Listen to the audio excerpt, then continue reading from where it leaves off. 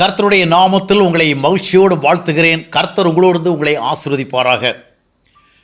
குறிப்பிட்ட ஒரு திருச்சபையார் தங்களுக்கு என்று ஒரு புதிய ஆலயம் கட்ட வேண்டும் அப்படி தீர்மானித்து அதற்காக பெரிய திட்டமிட்டு ஒரு குழுவை அமைத்து ஒரு சில ஆண்டுகளுக்குள்ளாக மிக பிரம்மாண்டமான ஒரு ஆலயத்தை கட்டி முடித்தார்களாம்.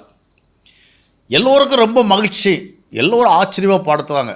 எவ்வளோ அற்புதகரமாக ஒரு சில ஆண்டுகளுக்குள்ளாக இவ்வளோ அருமையான ஒரு ஆலயத்தை கட்டி எழுப்பி விட்டார்களே என்று சொல்லி எல்லோரும் அவங்கள அட்மையர் பண்ண, ரொம்ப அப்ரிசியேட் பண்ண, பாராட்ட செய்தார்கள்.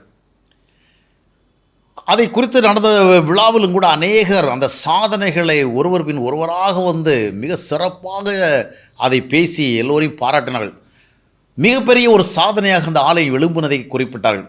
ஆனால் ஒரு தடவை சொன்னாராம், எல்லாமே சாதனை தான், ஆனால் ஒன்றே ஒன்று தான் கிடையாது, சத்தியம் மட்டும்தான் கிடையாது.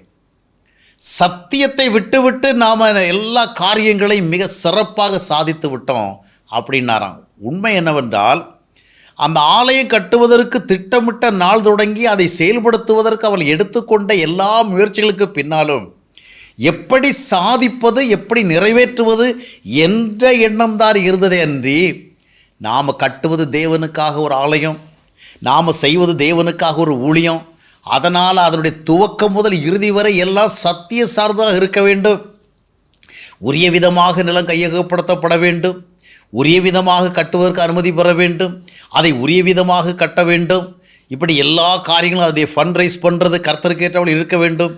இவ்விதமான பல காரியங்களை மிஸ் பண்ணிவிட்டு உலகத்தார் ஒரு தொழில் நிறுவனத்தை எப்படி கட்டி எழுப்புகிறார்களோ, ஒரு சாதனை எப்படி செய்யலாம் அந்த விதமாக அவர்கள் செய்தார்கள். எனவே சத்தியத்தை இழந்து ஒரு பெரிய சாதனை படைக்கப்பட்டது. ஆனால் சாதனைகளை விட சத்தியம்தான் சிறந்தது. தேவனோடு சம்பந்தப்பட்ட எந்த ஒன்றுக்கும் பின்னால் அவசியம் இருக்க வேண்டியது சத்தியம். இன்றைக்கி கூட நிறைய ஊழிய ஸ்தாபனங்கள் பல கல்லூரிகளை கட்டுகிறார்கள், பல பள்ளிக்கூடங்களை கட்டுகிறார்கள், பல மருத்துவமனைகளை கட்டுகிறார்கள், விரிவாக ஊழிய ஸ்தாபனங்களை உருவாக்குகிறார்கள்.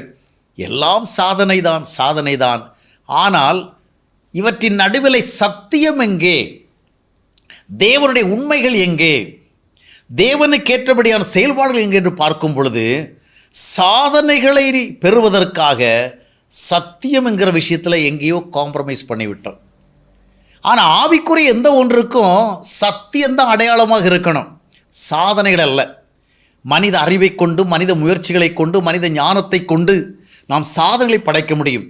ஆனால் தேவனுடைய சத்தியம், தேவனுக்கேற்ற ஒரு பார்வை, தேவனுக்கேற்ற ஒரு சிந்தை, தேவனுக்கேற்ற ஒரு செயல்பாடு, தேவனுக்கேற்ற ஒரு தரிசனம் இல்லை என்றால் அங்கே சத்தியம் அங்கே காணாமல் போகிறது.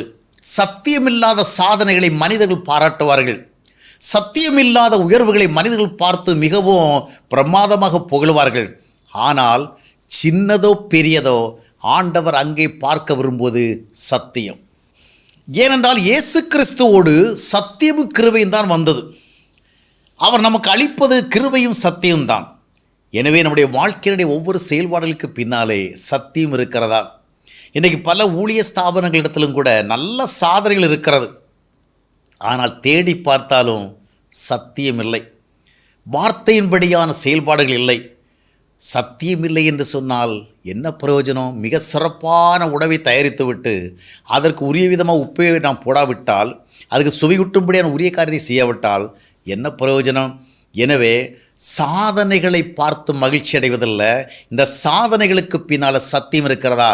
இதனுடைய ஒவ்வொன்றையும் தேவனுக்கேற்றபடி தான் செய்தோம், தேவனுடைய வழிகளில் நடந்து தான் செய்தோம், தேவனுடைய வார்த்தையின்படி தான் செய்தோம், தேவனுக்கு உகந்தபடி தான் செய்தோம் என்று சொல்லும்படியாக நிலைமை இல்லை என்றால், எவ்வளோ பெரிய கோபுரங்களை கட்டினால் என்ன, எவ்வளோ பெரிய சாதனைகளை நிகழ்த்தினால் என்ன, அவற்றினாலே தேவன் மகிமைப்பட மாட்டார், தேவன் மகிழவும் மாட்டார்.